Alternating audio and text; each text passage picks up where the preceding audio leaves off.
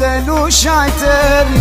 كانوا عاملين صحابي وهم اصلا مش تمام. مش هطول مش هكتر، خلق صفرا وناس تأخر، يجروا على اللي بيدفع اكتر، يضربوا تعظيم سلام.